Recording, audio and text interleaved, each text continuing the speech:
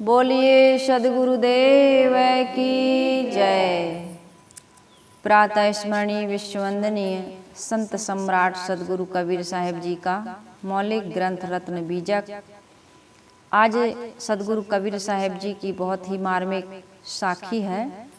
साखी का भाव है, वाणी से मन की पहचान होती है। आपकी वाणी से आपके मन की पहचान हो जाती है। आप जैसी वाणी का प्रयोग करते हैं वैसे मन का भाव लोग पढ़ लेते हैं। तो सद्गुरु कबीर साहिब जी की यह साखी कह रही है, बोलत ही पहचानिए साहू चोर का घाट, अंतर घट की करनी निकरे मुख की बाट। ये घाट क्या है? घाट रंग ढंग चाल ढाल लक्षण ऐसे नहीं कहते। उसके तो रंग ढंग अलग है, उसकी चाल ढाल अलग है, उसके लक्षण। यही इसका यहाँ बताया जा रहा है। साहू चोर का घाट, कौन रंग ढंग के हो तुम, कौन चाल चलन के हो, तुम्हारे का लक्षण है, ये वाणी से पहचाना जाता है। अंतर्घट क्या है?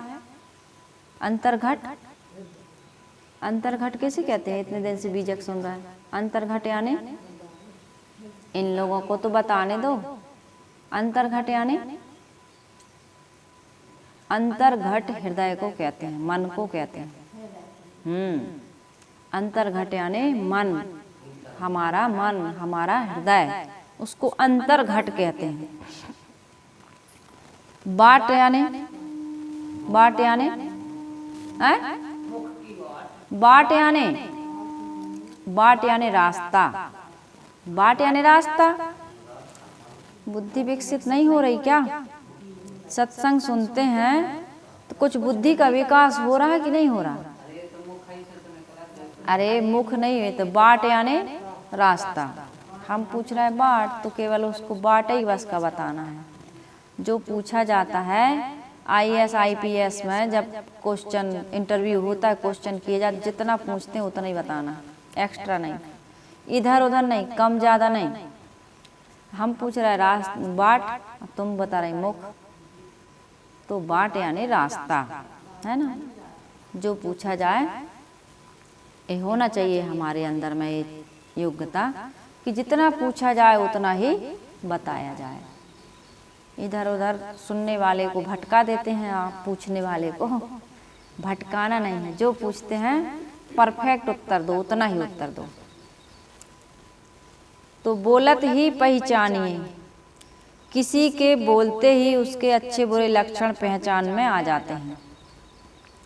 क्योंकि जो हृदय अंतर की करनी होती है वह मुख के रास्ते से निकल पड़ती है। कबीर साहब ने बीजक में अन्य जगह कहा है, जो रहे करवा सो निकले टोटी। जो करवा में होता है, करवा यानी पात्र, पात्र एक मिट्टी का एक मटका करवा होता है, उसमें टोटी लगी रहती है। शायद हमारी माताएं बहनें करवा चौथ के दिन उस करवा का प्रयोग करती हैं, टोटी से उसमें। तो इसमें कबीर साहब ने बताया है, जो रहे करवा, शायद उस समय भी रहता होगा, तब तो गुरुदेव जी ने, मतलब संत सदगुरु कबीर साहब जी ने यह बात कही कि जो रहे करवा सो निकले टोटी। करवा में रहता है, पात्र में कह दो, जो रहता है वही टोटी से उसकी टोटी से वही निकलेगा। दूध है तो दूध, शहद है तो शहद, पानी है तो पानी, जहर है तो शराब है तो जो है वो। तो इसी प्रकार से आपके मन में क्या भरा है, वाणी के द्वारा हमारी और अन्य इंद्रियों के द्वारा वो क्रियान्वित होता है। उस क्रिया से हम पता लगा लेते हैं कि यह व्यक्ति संस्कारी है कि कुसंस्कारी है। इसका मन, इसका अंतःकरण संस्कारों से संस्कारित है कि कुसंस्कारों से कुवासित है, सुवासित है कि कुवासित है। तो बोली बहुत संभाल करके बोलना चाहिए, क्योंकि जो समझदार होते हैं वो आपको परखने के लिए बड़ी एकाग्र चित्त से आपकी बातों को सुनते हैं, समझते हैं, आपका मूल्यांकन करते हैं। किसके द्वारा? खास सबसे पहले तो आदमी वाणी से पहचाना जाता है। अब बहुत अच्छा पहन के आया है, ओढ़ के आया है, बहुत सुंदर सुसभ्य दिख रहा है ना, लेकिन जब वो बोला तो बोलते ही लगा कि यार ये व्यक्ति संस्कारी नहीं है। बोलचाल से पता चल जाता है। बच्चे, छोटे छोटे बच्चे होते हैं, इतने अच्छे से प्रणाम करते हैं, इतने अच्छे से अभिवादन करते हैं, इतनी अच्छी सभ्य भाषा में बोलते हुए उनको देखा जाता है, तो समझ में आता है कि इस बच्चे के संस्कार बहुत अच्छे हैं, बहुत संस्कारी है। लेकिन आते ही चिल्ला चिल्ला के जोर जोर से आवाज़ करके बोलने लगे, गाली देने लगे। छोटे छोटे बच्चे भी गाली देते हैं, रे और बे में बात करते हैं, रे तू कर देते हैं, है ना। आइए बैठिए, प्रणाम, सीताराम, आप लगा के बात करते हैं, तो लगता है कि बच्चा संस्कारी है, इसको अच्छे संस्कार, अच्छे माता पिता, इसके परिवार के वातावरण अच्छे हैं। तो वाणी से मन की पहचान होती है जब तक आदमी ना बोले। आप किसी यात्रा में हैं, अब ये जीवन भी एक यात्रा ही है, लेकिन मान लीजिए एक एग्जाम्पल है, मान लो आप ट्रेन में हैं, बस में हैं, हवाई यात्रा में ट्रेवल कर रहे हैं ना, बैठे हैं, यात्रा कर रहे हैं, और कोई बोले ना सामने वाला, तो आप नहीं जानेंगे कि ये व्यक्ति, हाँ, तो जब बोलता है तब आप, और इसीलिए लोग बोलते हैं, बिना बोले नहीं रहा जाता। बोलें तो कुछ पता तो चले ये आदमी कैसा है।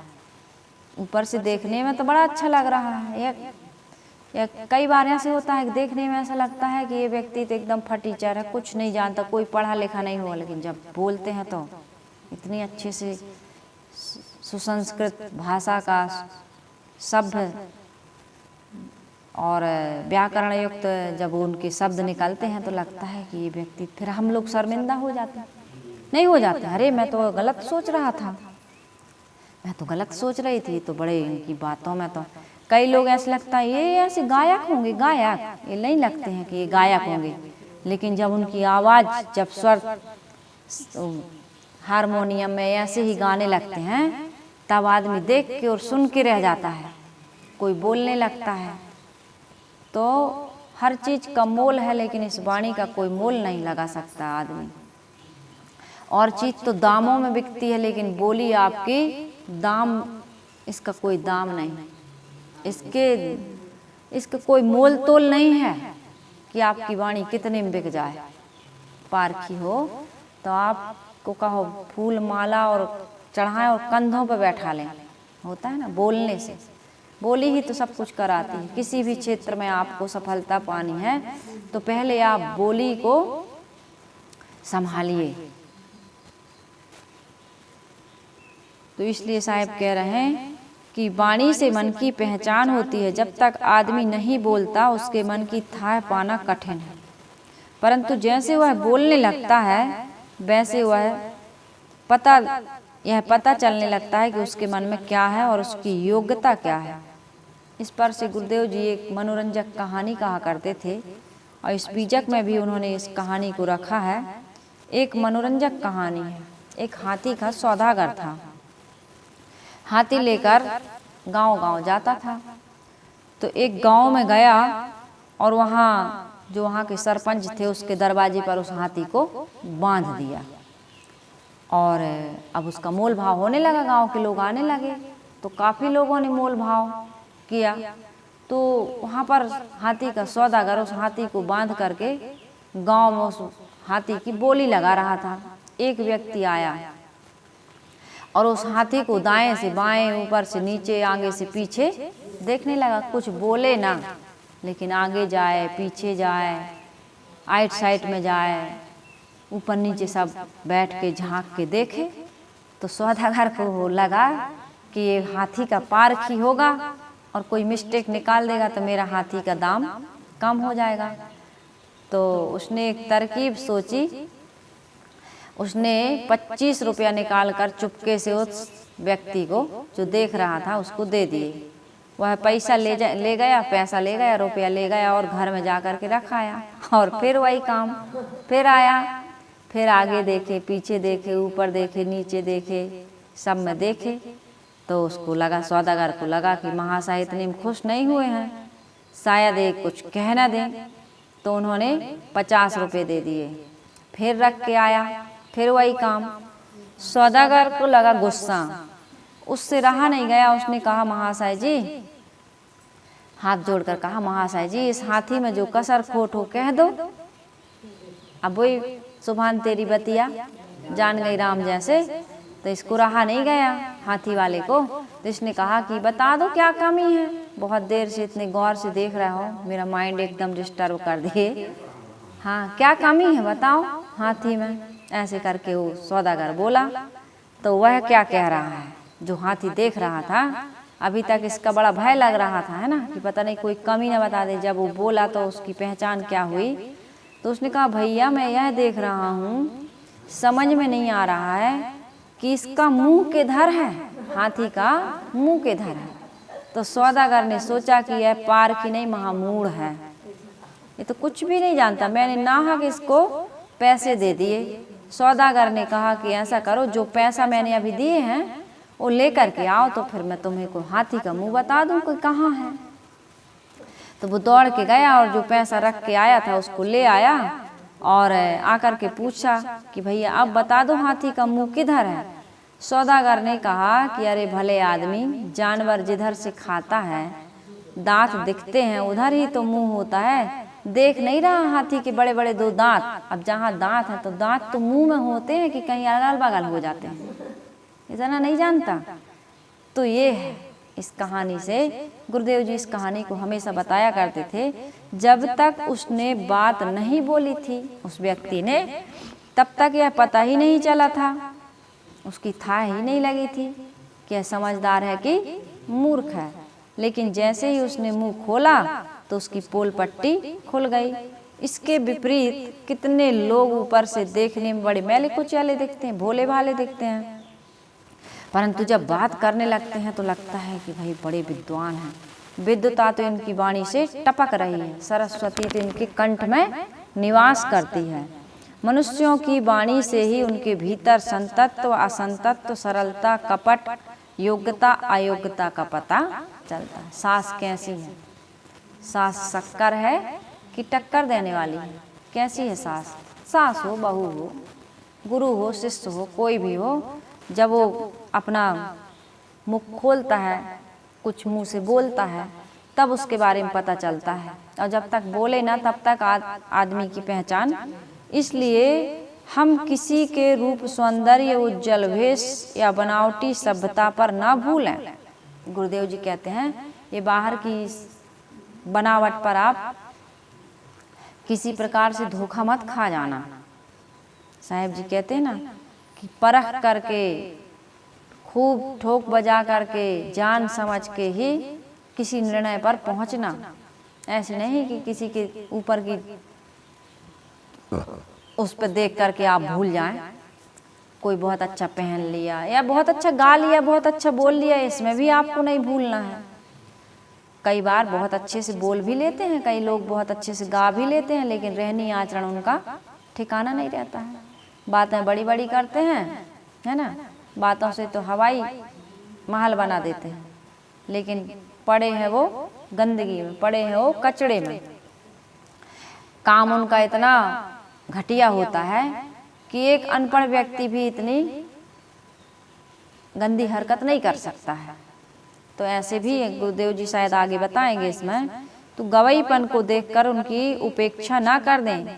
हमें किसी नए आदमी से कुछ समय बात करने पर उसके भीतर की बातों का कुछ पता चलता है, कुछ अंदाजा लग सकता है। कहा जाता है सज्जन और संत को तत्काल परखा जाता है, परंतु छल कपट पूर्ण आदमी को शीघ्र पहचानना बहुत कठिन होता है। एक चेहरे पर लगाए रहता है आदमी अनेक चेहरा, है ना। आज आदमी बहरूपिया बना हुआ है। मैं उस दिन कही थी ना, बताऊं तुम्हें श्याम मैं क्या कि क्या हूँ, अगर पूछिए सच तो बहुरूपिया हूँ। आदमी बहुरूपिया बना हुआ है। उस दिन कबीर गुरु पूर्णिमा के दिन मैं नहीं कह रही थी, मंदिर में जाता है तो बड़ा पुजारी बन जाता है, और जब मॉल में जाता है तो मनचला बन जाता है, और जब अपने दुकान दफ्तर में बैठता है तो बेईमान बन जाता है। एक रस आदमी यदि हो जाए, जैसा कहता है वैसा रहने लगे, मैं जैसा कहती हूँ वैसे ही रहती हूँ, यदि इतनी सच्चाई मेरे अंदर आ जाए तो फिर हमारे जीवन में चमक आ जाए। कहते हैं जैसी कहे करे पुण्य तैसी, राग द्वेष निर्वारे, तामे घटे बड़े रतियों ने यही विधि आप समारे। अपने आप को ऐसे संभाल करके रखना चाहिए कि इसमें रत्ती भर भी घाटा इधर उधर घटना बढ़ना नहीं चाहिए कि कहें कुछ और रहें कुछ, है ना। हम कहते कुछ हैं, रहते कुछ हैं, लिखते कुछ हैं और दिखते कुछ हैं, है? तो इसलिए इसमें बताया है कि कैसे है वो, चुंबक लोहे प्रीति है, लोहा लेत उठाए, ऐसे शब्द कबीर के काल से लेत छुड़ाए। ये भी है और एक ये भी है कि जस कथनी तस करनी, कुछ याद नहीं रहता, आप लोग अभी पढ़ चुके हैं। जस करनी तस कथनी, जस कथनी तस करनी, ऐसे जस कथनी तस करनी, जस चुंबक तस ज्ञान, कहीं कबीर चुंबक बिना क्यों जीते संग्राम। हम इतना पढ़ते हैं, पढ़ाते हैं, सुनते हैं, सुनाते हैं, यदि याद नहीं रखेंगे तो जीवन में लाभ होने वाला। कल मैंने एक वाक्य पढ़ा है, मुझे बहुत अच्छा लगा कि जो हम पढ़ते हैं या सुनते हैं, आप लोग ध्यान से सुनिए, इस बात को याद रखिए, इस बात को कि जो हम सुनते हैं या पढ़ते हैं, है ना, दो ही माध्यम है जानने के, या तो हम सुनेंगे या हम पढ़ेंगे। तो जो हम पढ़ते हैं या सुनते हैं उसको कहते हैं जानकारी, और उस जानकारी के अनुसार यदि हम जीवन में प्रयोग नहीं करते, जानकारी के ज्ञान को यदि जीवन में उपयोग नहीं करते हैं, तो फिर क्या होता है, उस ज्ञान का हमारे अंदर में, हमारे अंतःकरण में संस्कार टिकता है। कोई आए तो चुप से बैठना है, ध्यान पूरा यहाँ। ये नहीं कि कोई, अब रोज मिलती हो तुम उस माता से, नहीं मिलती हो क्या, रोज मिलती हो, ध्यान आपका सत्संग में नहीं रहता है। अभी हम पूछ देंगे तो नहीं बता पाओगे, रात दिन सुनो, हम वही बता रहे हैं, वही बात बताने जा रहे हैं। ये कोई हमारा असंतोष या क्रोध नहीं है, खेद होता है, दुख होता है हमारे मन में कि रोज सुनते हो फिर भी वही बीमारी से ग्रसित हो। इसका कारण क्या है, यही है मन की चंचलता। हम हमेशा कहते हैं कोई आए, वो लेट से आया है या पहले आया है, वो उसको बैठने दो, उसको खुद गिलानी होगी, तुम क्यों मुस्कुरा के उसको बैठने को इधर उधर हो रही। पहले से सत्संग में जो बैठते हैं ना, पहले से ऐसे बैठना चाहिए कि आने वालों के लिए जगह हो। अब बैठने का तरीका नहीं है, अभी तक लोगों को बैठने का तरीका नहीं। कहीं भी जाओ, किसी सभा में जाओ तो अपनी जगह खूब अच्छे से चुन लो और ऐसा बैठो कि आने वाले के जब वो आए तो चुपके से वो बैठ जाए, डिस्टर्ब ना हो, अपना विचलित और दूसरे को भी विचलित, और पढ़ाने वाले को, सुनाने वाले को भी आप डिस्टर्ब कर देते हैं। हमारी ही बात नहीं है, कहीं की भी जब कोई वक्ता आपको कुछ बताता है तो आई कांटेक्ट होता है, वो आपकी निगाह को देखता है, नज़र से आपके मन को परखा जाता है। अब उसको पता चला कि आपका ध्यान इधर नहीं है, तो फिर वो आपको सुनाए क्या, बताओ, फिर मन लगेगा? तो क्यों नहीं रहता है याद? यही है हमारा कारण। आज तक हमारे जीवन में परिवर्तन क्यों नहीं हुआ? इसका कारण यही है। क्या कारण है? कि हम इन चीज़ों पर ध्यान नहीं दे रहे हैं। जितनी एकाग्रता से हमको सुनना चाहिए उतनी एकाग्रता से हम बातों को सुन ही नहीं पाते हैं, समझ ही नहीं पाते हैं, ये है। तो इसमें मैंने कल पढ़ा है इसी में कि जिन बातों को हम जानते हैं, ध्यान से सुनिए, जिन बातों को सुनते हैं या पढ़ते हैं उन बातों को कहते हैं जानकारी। और उस जानकारी के अनुसार जीवन में जब आपको प्रयोग करने का समय आया, जैसे आपने पढ़ा सुना, एक एग्जाम्पल दे रही हूँ कि क्रोध नहीं करना चाहिए, है ना, या चंचल नहीं होना चाहिए। अब आपके सामने क्रोध का कोई प्रसंग आ गया तो आपने सुना था कि क्रोध सबन को काल है, क्रोध ही है जंजाल, शिव दुर्वासा क्रोधवश बहुते भय बेहाल, कपिल मुनि के क्रोध ने मारे सगर के पूत, सनकादिक ने क्रोध करी राक्षस किए हरिदूत, है ना। आपने सुना है, संतों ने, महात्माओं ने अनेक ढंग से बताया होगा। मैं ये एग्जाम्पल दे रही हूँ आपको। आपने ये भी सुना, निज कर लागे निज ही तन, अंगुरी गई निज आँख, दसन चबाई जीव निज काकु क्रोध करि भाक, तैसे ही सबई विचारिए क्रोध न करिए भाई, सब तेरे तू सबन का काको जाने रिसाए। मैंने उस दिन बताया था, ऐसे ही अपन बैठे थे, आप लोग मिलने आते हैं तो मैं आपको सत्संग सुनाती हूँ कि अपने ही खुद आदमी हपट के छत्तीसगढ़ में हपटना कहते हैं, अपने यहाँ कहते हैं उपट्टा लग के गिर गए, है ना, टकरा के गिर गए, या अपने हाथ से मोटरसाइकिल से गिर गए, किसी प्रकार से चोट खा गए आप, है ना, अपने हाथ से पेड़ से गिर गए, तुम खुद चढ़े गिर गए, असावधानी से तुम्हें चोट लग गई, हंसिया से कट गया, चाकू से कट गया, कुल्हाड़ी से कट गया, अपनी उंगलियां आंख में चली गई, अपने असंयम से हम बीमार हो गए, आदि आदि अपनी गलती से हमारी हानि हुई, तो हम किस पर क्रोध करते हैं? अपनी जीभ दांतों से कट जाती, खुद के दांत से, तो पत्थर लाके नहीं कहते लाओ तो पत्थर इस दांत को उखाड़ के बिल्कुल फेंकेंगे हम। कितने लोगों को क्रोध आता है, कर भी लेते हैं। एक छत्तीसगढ़ की सच्ची घटना है, कहते हैं वो एक डूड़ा से, अपने यहाँ डूड़ा कहते हैं, लकड़ी, बड़ा मोटा लकड़ी का एक गिल्ला पड़ा था, उससे हपट के, उससे झपा के भी कहते हैं, वहाँ गिर गया बेचारा। तो गिरा तो कहते हैं वो इतना उसको, अब धोती पहना था, धोती में फंस के और उसमें हपट के गिर गया। एक व्यक्ति क्या करता था, कहते हैं एक व्यक्ति धोती सुखाया, धोती सुखाया तो गिर गई, अब क्लिप वगैरह कुछ नहीं लगाया होगा, तो गिर गई, तो एक बार सुखा दिया, 2 बार सुखा, तीसरी बार जब गिरी धोती, अब हवा चल रही होगी, अब किसका दोष बताओ, हवा का दोष कि धोती का दोष? तो व्यक्ति उस धोती को उठा के बार बार गिरती है करके, इतना उसको कीचड़ में, नाली में, गंदगी में, इतना और गिरेगी और बिल्कुल गंदा कर दिया, फाड़ फेंक दिया धोती को, और गिरेगी। अब बताइए। ऐसे भी लोगों को क्रोध आ जाता है।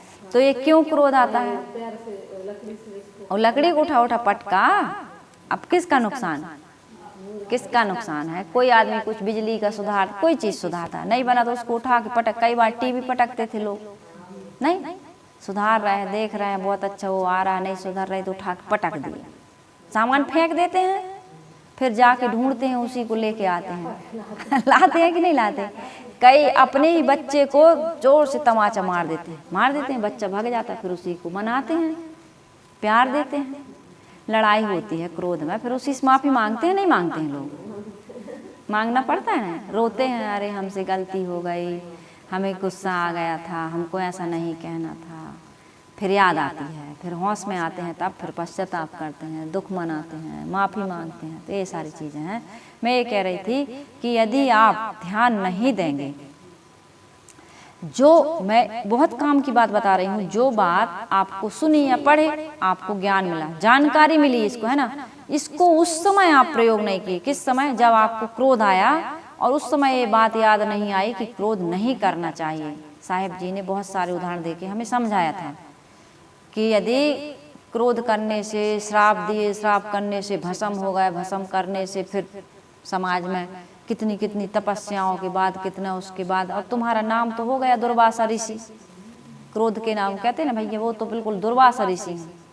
लोगों ने एक मुहावरा बना लिया, दुर्वासा ऋषि, घर का भेदिया लंका ढाए, अरे राम कहानी बंद करो। कई ऐसी कहावतें बनी हैं कि आदमी फिर बदनाम हो गया, तो बदनाम होने के बाद आपको कोई लाभ नहीं। तो इसमें मैं ये कह रही थी कि जो ज्ञान मिला, जानकारी मिली, उसको उस समय आपने प्रयोग किया, तो प्रयोग करते करते करते आपका वो स्वभाव बन जाएगा, क्रोध आना बंद हो जाएगा। एक क्रोध ही के लिए नहीं है, हर चीज के लिए मैं कह रही हूँ। आपका मन चंचल है, कोई आ जाए, जब हम गुरु वंदना करते हैं या पाठ करने बैठते हैं, मैं अपनी नहीं कह रही हूँ, हम सब के लिए कह रही हूँ। हम लोग गए थे छत्तीसगढ़ में, कार्यक्रम हुआ था कोरबा में, कोरबा गए थे हम लोग। तो एक गायत्री परिवार में जुड़ी थी एक बहन जी, वो हम लोगों को इनवाइट की, हम लोगों को बुलाई, हम लोग गए, शाम हो गया, तो उनकी गायत्री की पूजा का टाइम हो गया था। वो हारमोनियम लेके और गायत्री जी की आरती करने के लिए बैठ गई थी। हम लोग 8 लोग थे, उनके मंदिर में चले गए, हम लोग पीछे से जाके बैठ गए, लेकिन उन्होंने आरती से उतनी तन्मयता से आरती की उस मूर्ति के सामने, मुझे आज भी याद है। और मैंने अपने जीवन में कई साल हो गए, मुझे 15 साल हो गए होंगे, मैं जब भी पाठ करती हूँ, जब भी गुरु वंदना करती हूँ, उनका वो मुझे उदाहरण याद आता है। मैंने सच्ची घटना, मैंने प्रेरणा ली इस चीज़ से कि जब भी मैं ध्यान करती हूँ, ध्यान में तो है ही, उसके लिए वो ध्यान का नाम आ गया मुझे।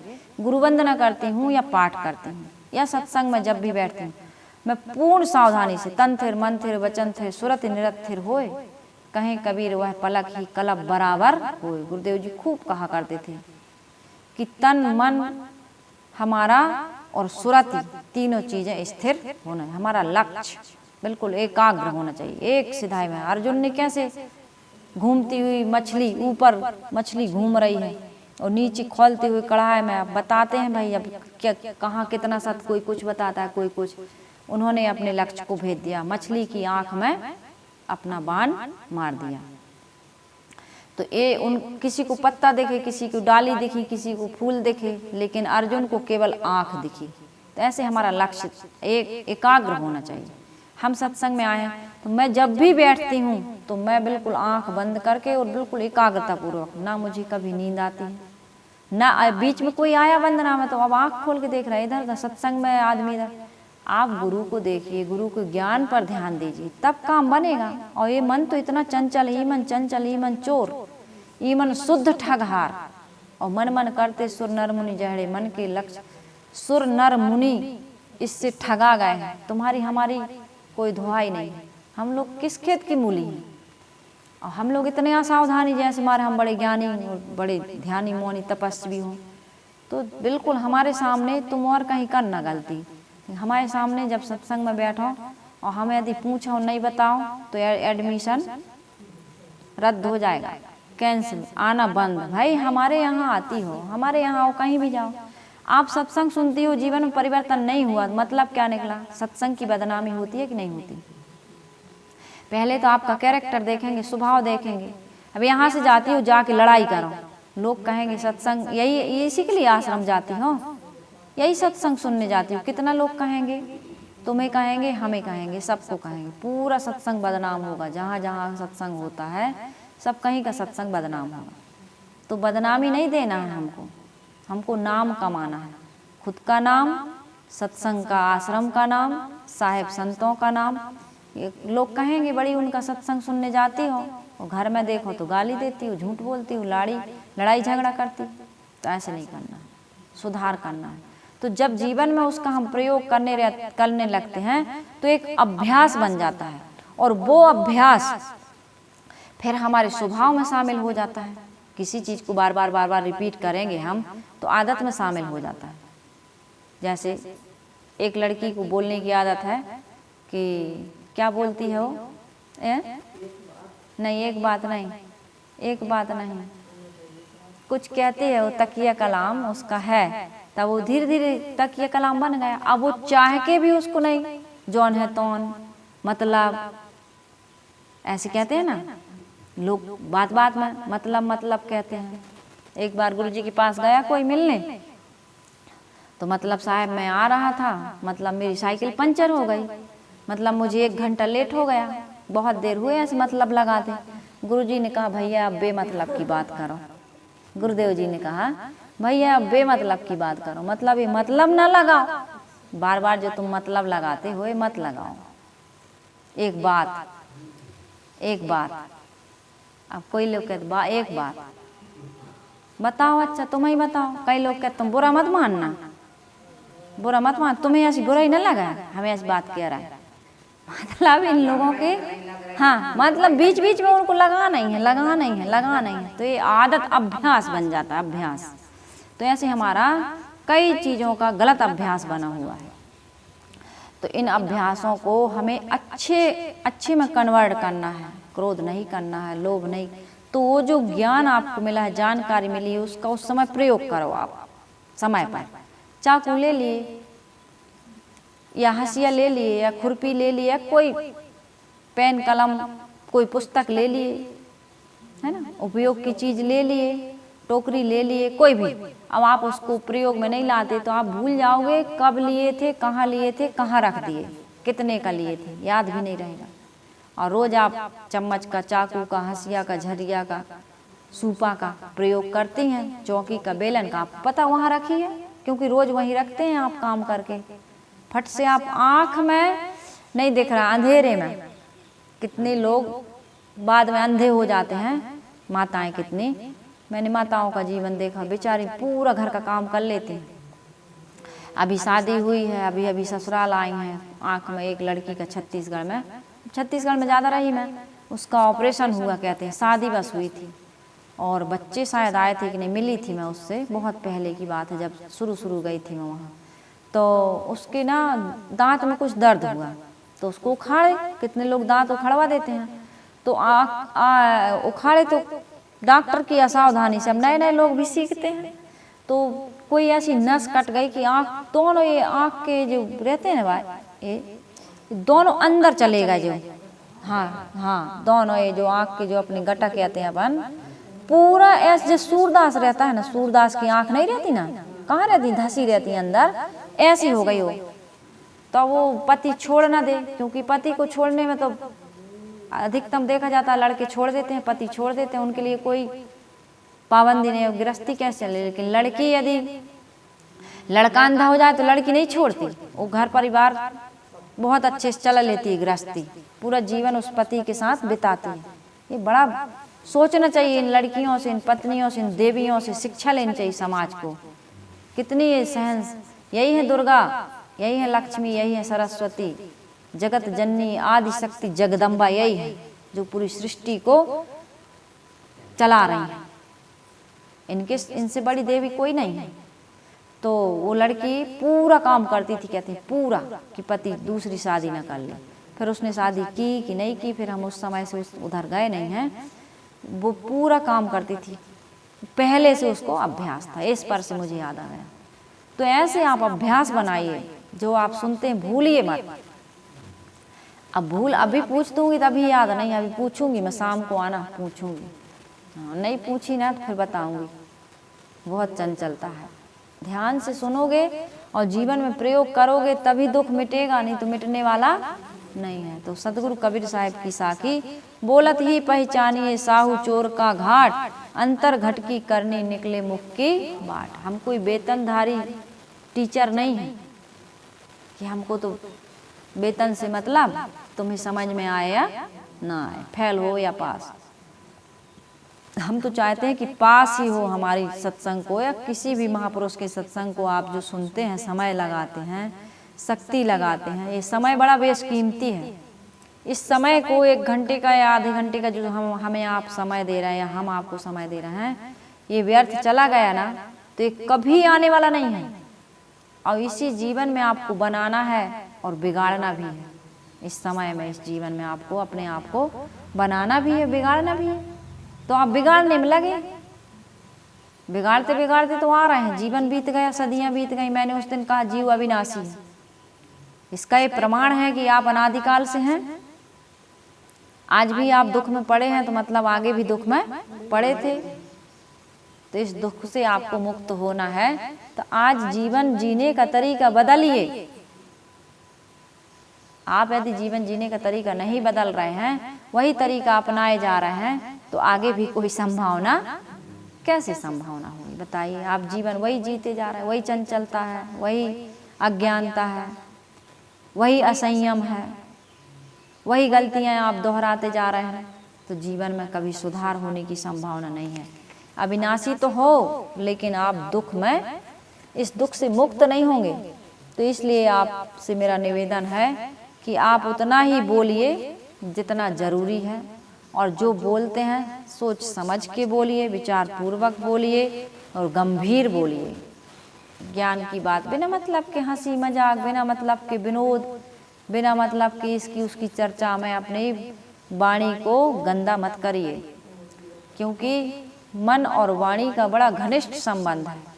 यदि मन बस में हो गया तो वाणी बस में हो जाएगी, और वाणी बस में हो गई तो आपका मन बस में हो जाएगी। यही मन को ही बस में करना है, तो मन को बस में करिए। समय हो गया है। मेरा आप सभी से निवेदन यही है कि आप संयमित वाणी बोलिए। बनावटी, अपने आप को बनावटी जीवन या किसी प्रकार का छिपाव दुराव करके, ऊपर से आप भाव भंगिमा सुंदर बना करके, अच्छे कपड़े पहनकर लोगों को ठग सकते हैं, लेकिन खुद को धोखा में डाल रहे हैं। तो इसलिए आप सभी से निवेदन है कि आप लोग इसमें कुछ और उदाहरण रह गए हैं, गुरुदेव जी ने कुछ और उदाहरण भी दिए हैं।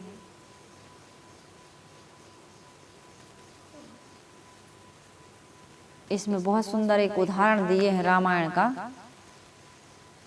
कुछ लोग बनावटी बातों को लाकर अपने हृदय के भावों को कुछ समय के लिए छिपाने में माहिर होते हैं, परंतु वे अपने मुख की व्यंजना को छिपा नहीं पाते। मनुष्य के भीतर की बातें मुख के ऊपर व्यंजित हो जाती हैं, बस उनका पारखी होना चाहिए। कहते हैं जब श्री रामचंद्र जी 14 वर्ष के लिए वनवास गए हुए थे, तो ऐसा उन राम का और भरत का वार्तालाप हुआ था। वहाँ पर एक कहा गया था कि भैया एक दिन भी यदि लेट करोगे तो इस भरत को आप जीवित नहीं पाओगे। इसलिए आप समय का ध्यान रखिएगा, क्योंकि आपके वियोग में एक एक क्षण, एक एक वर्ष के बराबर मेरे लिए बिताना कठिन है। तो आप बिल्कुल समय का ध्यान रख के आ जाइए। लेकिन समय से आदमी का भाव, आदमी का व्यवहार सब बदल जाता है।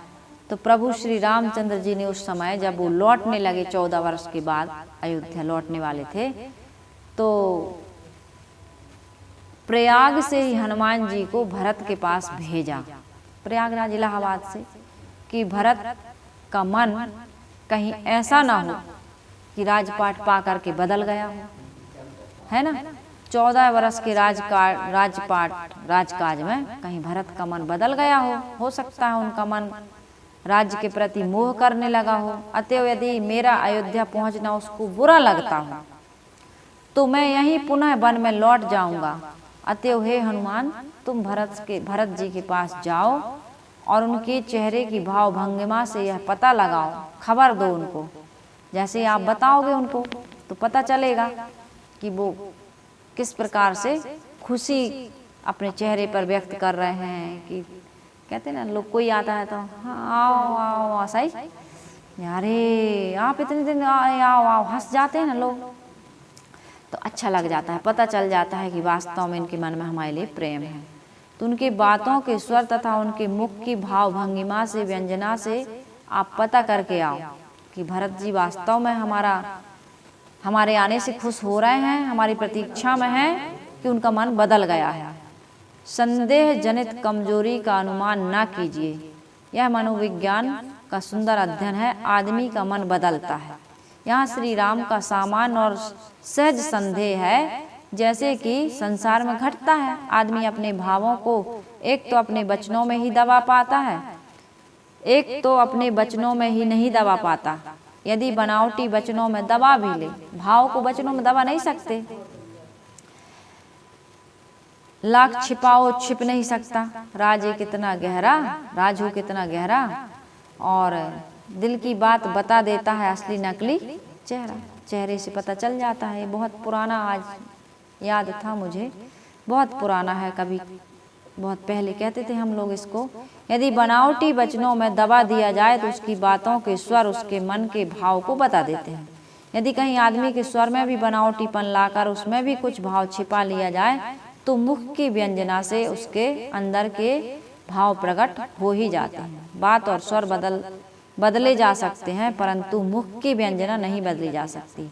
हर्ष, शोक, प्रसन्नता, खिन्नता एवं सरलता, छल मुख के ऊपर अपना प्रभाव दिखा ही देते हैं। इसलिए रामायण के युक्त उदाहरण मूल रूप में इस प्रकार से है। जब श्री राम लंका से अयोध्या लौट रहे थे तो रास्ते से ही उन्होंने हनुमान जी को भरत के पास अयोध्या भेजा और कहा कि मेरा सकुशल अयोध्या लौटने की बात जाकर भरत से कहो, परंतु ध्यान रखना अयोध्या लौटना सुनकर भरत की मुख की मुद्रा, उसका भाव क्या है यह आप देख करके आना। तो यह है, हाथी घोड़े रथ आदि समस्त भोगों से संपन्न पितामहों का राज्य मिल जाने पर वह कहीं किसका मन नहीं, प्रभुता पाए जाए काहि मद नाही, ऐसन समर्थ को जग माही, प्रभुता पाए जाए मद नाही। तो ये बातें जो रामायण में लिखी गई हैं बहुत मार्मिक हैं। उनमें हमको सब कहीं से सार लेना है और समझना है और अपने जीवन में कहीं धोखा नहीं खाना है। न धोखा देना है न धोखा खाना है। इस साखी से यही शिक्षा हमको मिलती है कि धोखा खाना भी नहीं है और धोखा देना भी नहीं है। तो बिल्कुल अपनी वाणी को अधिक से अधिक मौन रखना है, बोलना है तो सारगर्भित बोलना है और वही बोलना है जो अंदर है, और सामने वाले की ऊपर की चिकनी चुपड़ी बातों में आकर के अपने आप को भटकाना नहीं है। धैर्य पूर्वक सुनिए, समझिए, विचार करिए, पारखी बनिए, समझदार बनिए और सारग्राही बनिए। कबीर आश्रम देवरी चैनल आप सबकी सेवा में कबीर साहब के विचारों को लेकर के आता रहता है। आश्रम की सभी साथी बहनों का यह शुभ मंगल भाव है कि आपके जीवन में सुख और समृद्धि की वृद्धि हो, आप सबका जीवन मंगलमय हो, आप सबको सद्गुरु संतों की कृपा का, आशीर्वाद का हमेशा स्नेह बना रहे और आप अपने जीवन को सुखमय बनाते चलें। इन्हीं वचनों के साथ वाणी को विराम देते हैं। बोलिए सद्गुरुदेव की जय।